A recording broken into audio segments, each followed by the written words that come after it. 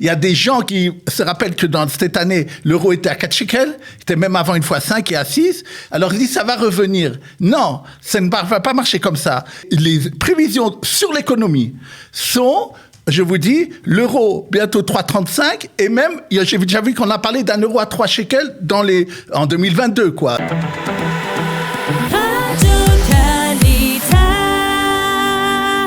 Comme chaque mercredi, nous avons le plaisir de retrouver notre ami docteur Daniel Guggenheim pour sa revue de la presse économique. Daniel, bonjour, Boker Tov. Bonjour. Alors, on va parler inflation et on va parler taux du shekel par rapport aux grandes monnaies internationales que sont l'euro et le dollar.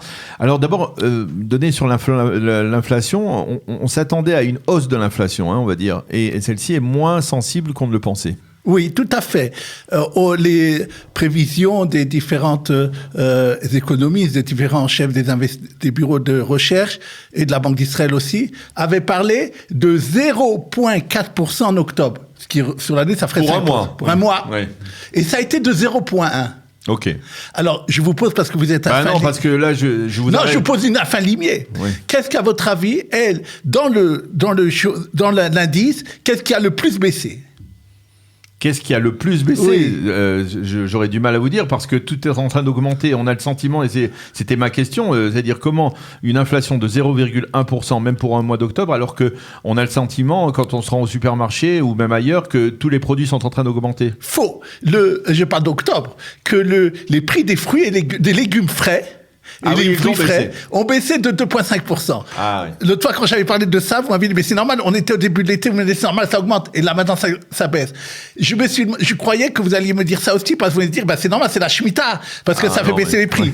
Je crois, une fois peut-être, je vous ferai une analyse. La Shemitah fait baisser les prix. Ça serait intéressant de savoir, je ne crois pas. C'est-à-dire, je vais vous expliquer, que moi, je suis dans un quartier religieux, où il y a pas ce qu'on appelle l'Eita Murira, c'est-à-dire où l'étranger ou autre, je ne crois pas, c'est ce que la Torah voulait. Je vois des prix concernant les tomates à 15 shekels. Je vois des petites tomates, je parle, les chéris, quand même, qui étaient moins chers avant. Je vois des bananes, on m'a vendu on voulait me vendre à 17 shekels. Alors, les choses sont, il faudrait clairsemer. Et c'est à mon avis parce que la Torah voulait au niveau, dans certains endroits. Peut-être en été, ça sera différent. Mais ça sera intéressant une fois que j'en parle et de savoir si oui ou non. C'est vrai que dans les supermarchés, puisque je fais régulièrement les courses, c'est vrai que les prix des légumes et des fruits, de certains fruits, ont baissé ces dernières semaines, alors qu'ils étaient extrêmement élevés. Il y a effectivement une baisse. Et la chose aussi qui a fait, ça c'est normal aussi, tout ce qui est lorsqu'on va à l'étranger, c'est-à-dire le tourisme vers l'étranger a baissé énormément également, puisque le shekel s'est renversé. Ce qui me permet d'aborder le second point que je voulais dire. En été, comme j'ai dit plusieurs fois ici, je pouvais être témoin au niveau de juillet-août. Je suis venu et j'ai dit ici, quand l'euro était à 3,90, je vous ai dit les prévisions des économistes basées sur l'économie, pas sur la spéculation, parlent d'un dollar à la fin de l'année, un euro, pardon, à la fin de l'année à 3,55. Ce matin, il est à 3,49. En dessous de 3,50. Pourquoi? Parce qu'en plus, l'euro, ces derniers jours, baisse énormément par rapport au dollar. Et par rapport à d'autres monnaies aussi, mais surtout par rapport au dollar. Et c'est ce qui engendre en plus les choses par rapport à l'euro. Quel est l'impact direct? Et alors, ce que je veux dire, et je le redis ce que j'ai dit la semaine dernière, que les gens, parce qu'il y a ce qu'on appelle en économie et dans la psychologie, le déni. Il y a des gens qui se rappellent que dans cette année, l'euro était à 4 shekels, était même avant une fois 5 et à 6. Alors ils disent, ça va revenir. Non, ça ne va pas marcher comme ça. Et les prévisions sur l'économie sont, je vous dis, l'euro bientôt 3,35 et même, j'ai déjà vu qu'on a parlé d'un euro à 3 shekels en 2022, quoi. Enfin, je sais pas comment ça va se passer parce qu'il est surévalué de toute façon par rapport au dollar. Vous savez très bien que les pays d'Europe sont extrêmement endettés et l'économie joue. Une chose que je veux dire ici quand même, c'est que la seule chose qui peut faire changer ce cours-là, et en tout cas momentanément, sera une crise financière très forte au Nasdaq. En Amérique, en bourse à l'Amérique, parce que là-bas, il y a énormément d'Israéliens qui sont investis en dollars. À partir du moment où ça craquera, là, ça pourra changer. Mais, et durablement, je parle, comme on a vu au début du Corona, ça peut arriver parce que j'alerte les gens aussi, les prix là-bas au Nasdaq de certaines entreprises sont décalés de l'économie réelle. Moi, je suis quelqu'un de l'économie réelle parce que faut toujours revenir à ça, aux principes généraux de l'économie, et c'est ce que j'essaye de faire ici. J'ai une question à vous poser. Bien sûr. Est-ce que j'ai vu un peu partout cette semaine, depuis une dizaine de jours, que tout le monde dit, même dans des médias étrangers, que le shekel, c'est aujourd'hui la monnaie la plus forte au monde. Oui. Est-ce que ça se traduit concrètement? Est-ce que, par exemple, aujourd'hui, il y a des marchés qui se font en shekel dans le commerce international? Non, ça fait en dollars. C'est pour ça d'ailleurs que... Et pourquoi? Non, ce qui est plus en shekel, je vais vous expliquer, et ça c'est important pour nos livres. En France, les grandes banques, comme je sais Société Générale, Palatine et d'autres, permettent de changer l'euro en shekel, même le laisser là-bas en France. Maintenant, que lorsqu'on veut changer, ça je vous l'ai dit, quand quelqu'un veut faire venir l'argent ici, une seconde, quelqu'un veut faire venir l'argent en shekel ici de l'euro, je leur conseille de le faire changer là-bas en shekel. Il y a la possibilité d'application, plusieurs l'ont fait, et ça coûte beaucoup moins cher pour le faire venir.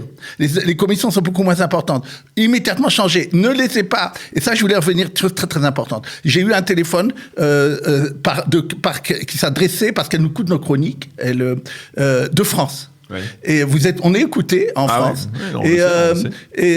Et donc, elle s'est adressée au groupe de Mistous Rouillot, c'est-à-dire qui est dirigé par Yala Bloom. Il y a là-bas, on donne notre mail. Et je l'ai rappelé. Et elle m'a dit comme ça qu'elle avait acheté il y a un an un projet en Israël immobilier. Elle est en euros. Et elle voit que maintenant, elle arrive plus à payer. Parce que, en plus de ça, parce que l'euro, elle est en euros, elle a de l'argent en euros, elle pensait qu'elle aurait tant en shekel, elle a fait ses calculs à 4, elle n'a pas fait ses calculs à 3,50, et donc elle ne sait pas quoi faire. Et elle m'a dit, et j'ai entendu vos analyses, et j'ai commencé, pour ça que je vous appelle, quoi faire.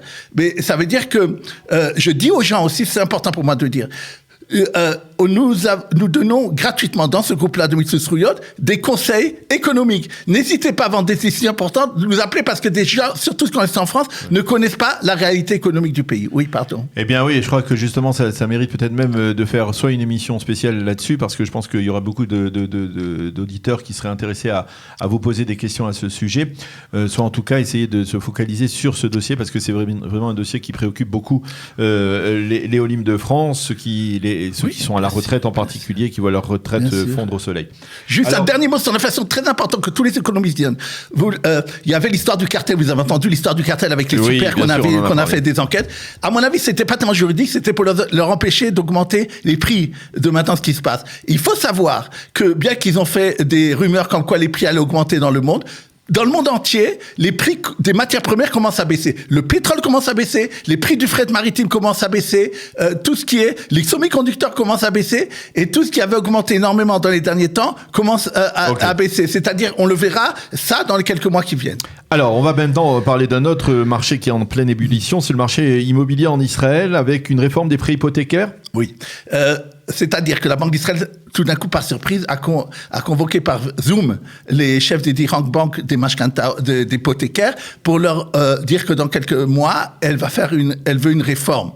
Cette réforme, en deux mots, elle consiste à dire, je veux que le client, au moment où il demande son prêt hypothécaire, ait immédiatement l'accord, il n'y a pas comme maintenant ça dure du temps, et même il ne sera pas obligé d'aller à la succursale pour ça, qu'il l'ait par informatique, et en plus qu'il est là-bas au moment où il prend sa décision, au moment où il demande son prêt, qu'il ait exactement les différentes façons de pouvoir prendre ses prêts hypothécaires, parce qu'en Israël c'est très compliqué, il y a beaucoup de possibilités, et en plus, la Banque d'Israël donnera ses propres chemins pour pouvoir avoir ses prêts hypothécaires avec ses scénarios. Et là, je voudrais dire une chose que ça m'a beaucoup étonné, que la Banque d'Israël va venir dire, voilà le scénario où je vois les taux d'intérêt et les choses comme ça dans 20-25 ans, parce que c'est des prêts à 20-25 ans.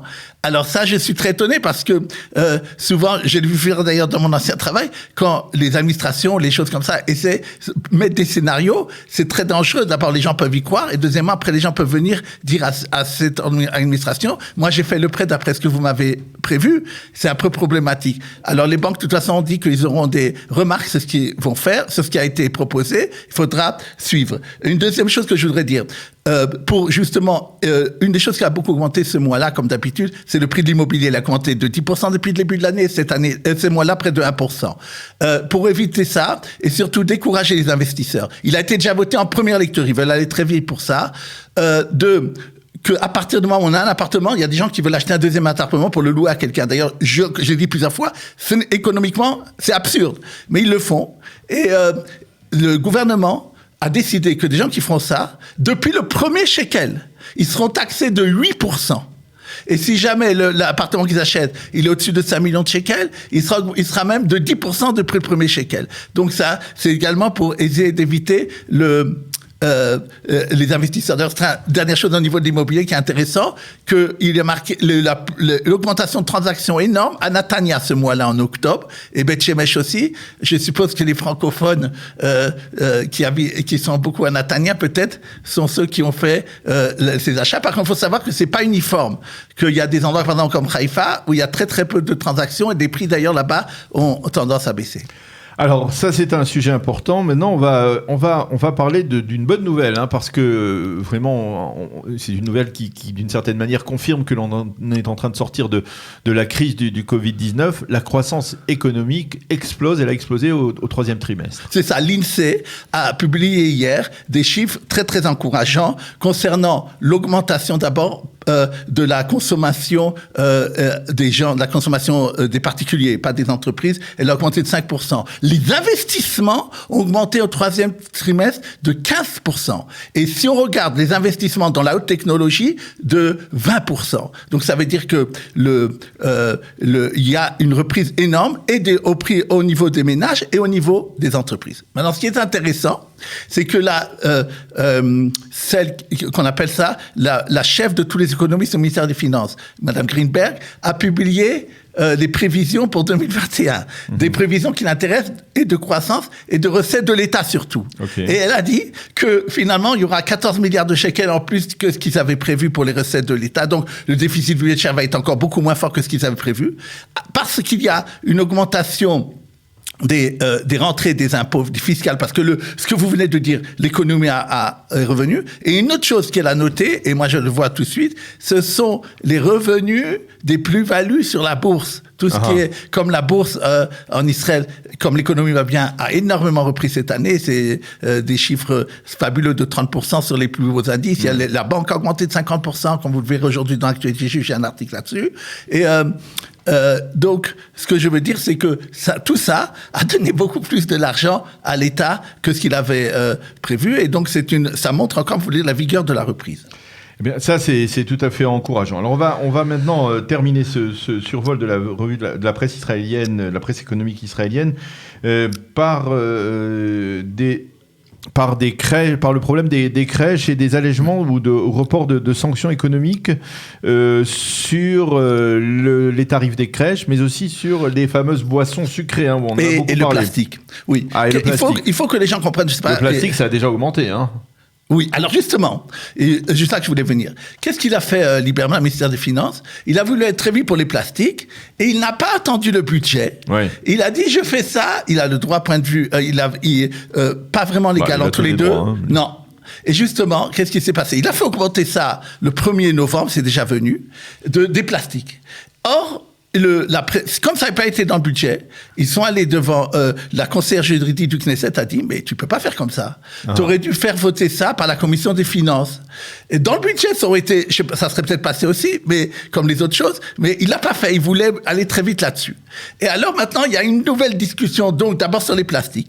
Et les gens des industries plastiques sont venus faire des remarques très bonne et pertinent, par rapport à ce qui s'est passé, en disant il faut pas il y a des plastiques qui sont pas faits des plastiques pour qu'on jette tout de suite, ce qui était le problème d'écologie, mais il y a des plastiques qu'on réutilise, suivant s'ils sont plus gros. Et ils sont venus avec les directives européennes, où là-bas on est très dur pour le plastique, en disant mais là, même en Europe, on a exclu ça et ça. Et alors ils se sont rendus compte que par rapport à ça, ils ont fait une erreur et que ils vont donc d'abord une partie des objets en plastique enlever les impôts qu'ils avaient pris dessus, et aussi de le faire beaucoup plus graduellement que ce qu'ils avaient pensé faire.